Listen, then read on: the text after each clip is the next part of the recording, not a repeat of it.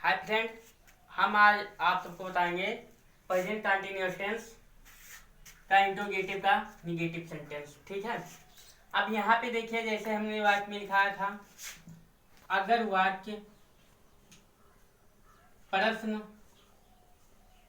वाचक हो तो और वाक्य के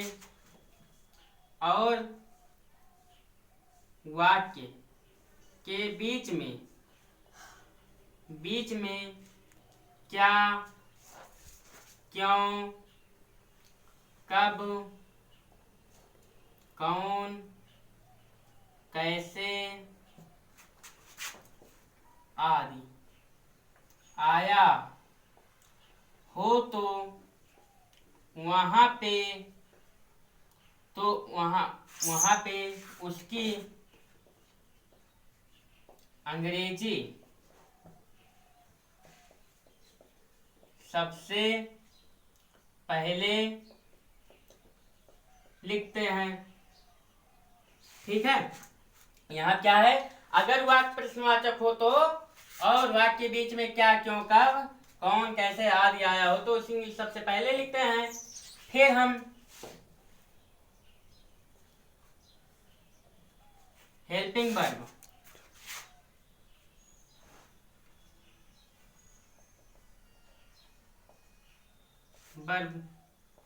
का प्रयोग करते हैं। ठीक है। अगर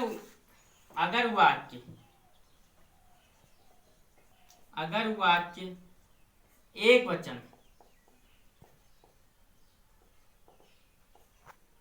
हो तो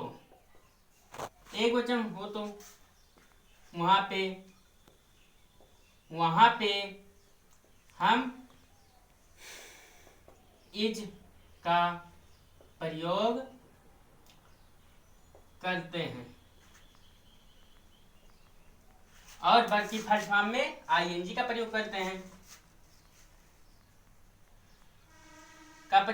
और वर्ब की फर्स्ट फॉर्म में आईएनजी का प्रयोग करते हैं। फिर मान लीजिए ये हो गया। अब यहाँ पे सब्जेक्ट का प्रयोग करेंगे। फिर हम नॉट का प्रयोग करते हैं। ठीक है। जैसे देखिए क्या होता है, अगर वाक्य प्रश्नवाचक हो तो और वाक्य के बीच में क्या, क्यों, कब, कैसे आया हो तो उसी में सबसे पहले लिखते हैं। फिर हम हेल्पिंग वर्ब का प्रयोग करते हैं। फिर हम सब्जेक्ट का प्रयोग करते हैं। फिर हम उसके बाद नॉट का प्रयोग कर देते हैं। ठीक है। यहाँ पे हम सबसे पहले इसे लिख दिए हैं, यहाँ से लिखना था हमें, लेकिन आपको ध्यान देना है यहाँ पे। जैसे मान लीजिए आप यहाँ पे क्या हम, अब यहाँ क्या लिखा है, सूर्य आकाश में क्यों निकल रहा है। ठीक है। आपका हमने क्या बोला था, ये आपका इंट्रोगेटिव का अफर्मेटिव सेंटेंस है। पहले आप इसे करिए। ठीक है। यहाँ पे क्या है, सूर्य आकाश में क्यों निकल रहा है, तो यहाँ सूर्य क्या है आपका सब्जेक्ट, आकाश में क्या है आपका ऑब्जेक्ट है, और क्यों क्या है WH फैमिली है यहाँ पे। अब निकल रहा है क्या है आपका मेन वर्ब है। ठीक है। तो यहाँ सबसे पहले देखो क्या होगा, वाई, फिर हमने कहा सूर्य इज द सन। ठीक है। वाई इज द सन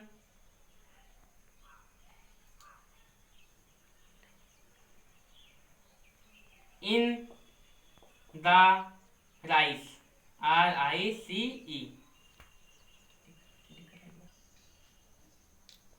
अब यहां लिखेंगे why is the sun, RISIN rising in the, इसका यस के वाई। ठीक है।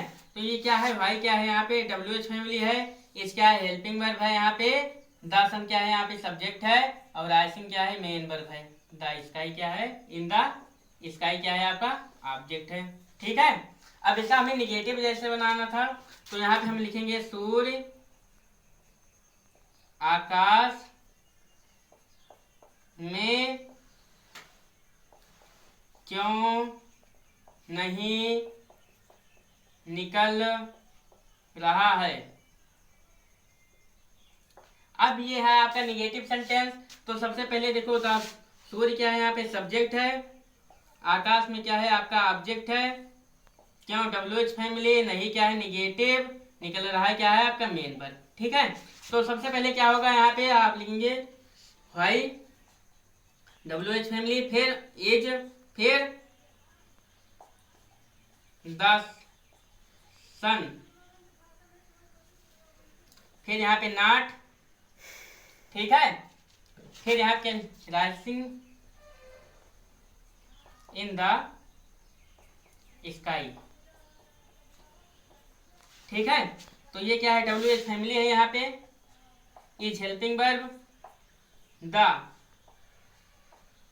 सब्जेक्ट,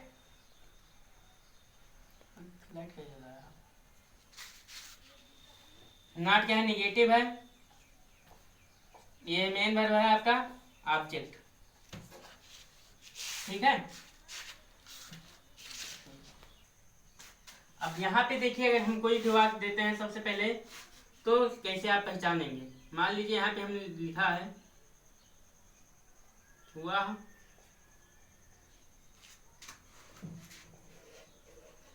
खेल रहा रही है, तो यहाँ देखिए वह खेल रही है। मान लीजिए, अगर मान लीजिए यहाँ पे होता है मैं खा रही हूँ, तुम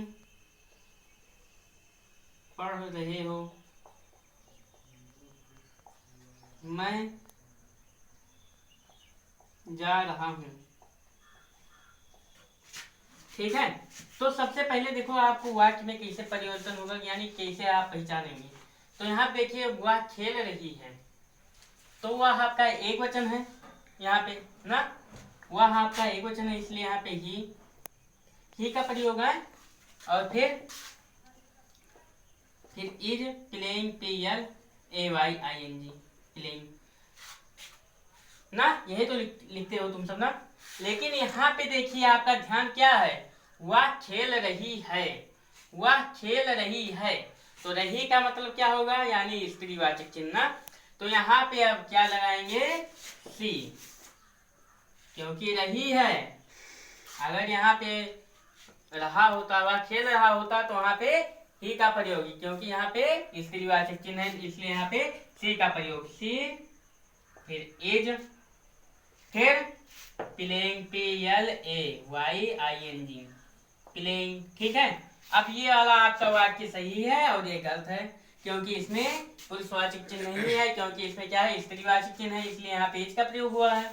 अब यहाँ पे मैं खाना खा रही हूँ, मैं खाना खा रही हूँ, तो आई एम ईटिंग, मैं खा रही हूँ, तो यहाँ क्या होगा, I am eating, EATING, eating. तो ये गलत है, क्योंकि इसमें क्या है, इसमें भी रही आया है, तो यहाँ क्या होगा, she is eating, EATING, eating. ठीक है, अब तुम पढ़ रहे हो, तो you are reading, READING, reading. अब मैं जा रहा हूँ, I am going। ठीक है, अब ये हुआ, जैसे मान लीजिए इतना समझ में आया। अगर यहाँ पे स्त्रीवाचक चिन्ह है तो यहाँ पे सी का प्रयोग हुआ, अगर पुरुषवाचक चिन्ह है तो वहां पे हम ई का प्रयोग करेंगे। ठीक है, अब यहाँ पे कोई ऐसे मान लीजिए वाक्य जैसे दिया है, अब इसका निगेटिव जैसे बनाना है हमें, हम एक वाक्य का अभी हम आपको 12 वाक्य बना के दिखा रहे हैं आज। ठीक है, जैसे मान लीजिए हम इसी का बनाएंगे 12 वाक्य। वह बाजार जा रहा है। ठीक है, अब इसका हम बताएंगे, ये आपका अफर्मेटिव है, तो he is going to market, MARKET, market. अब ये हो गया अफर्मेटिव, यहाँ पे he is not going to market, ये हुआ निगेटिव। अब इंट्रोगेटिव का मान लीजिए, is he going to market. ठीक है, ये हुआ आपका। अब फिर निगेटिव मान लीजिए, ही इज नेवर, यानी E B E R, never going to market. अब यहाँ पे क्या लिखा है, is he not going to market. अब ये हुआ, मान लीजिए इतना आ गया, समझ में आया। ये देखिए 1 2 2 4 5 वाक्य हम बताए हैं आज। ठीक है, अब फिर हम कल आपको बताएंगे इसका कैसे कितना वाक्य होगा, इसका हम बताएंगे कल आपको 12 वाक्य। ठीक है, तो यहाँ देखिए, इसे पहले समझिए, ये क्या है आपका, यहाँ पे ये क्या है, हमने यहाँ पे लिख दिया है he is going to market. तो यहाँ सबसे पहले क्या है, ही क्या है आपका सब्जेक्ट है, यहाँ है आपका सब्जेक्ट। इज क्या है हेल्पिंग वर्ब है यहाँ पे, गोइंग टू क्या है आपका मेन वर्ब है, ये क्या है आपका ऑब्जेक्ट है। ठीक है, फिर यहाँ पे ये आपका subject, is helping verb, not क्या है निगेटिव, गोइंग टू क्या है मेन वर्ब है, मार्केट क्या है ऑब्जेक्ट है।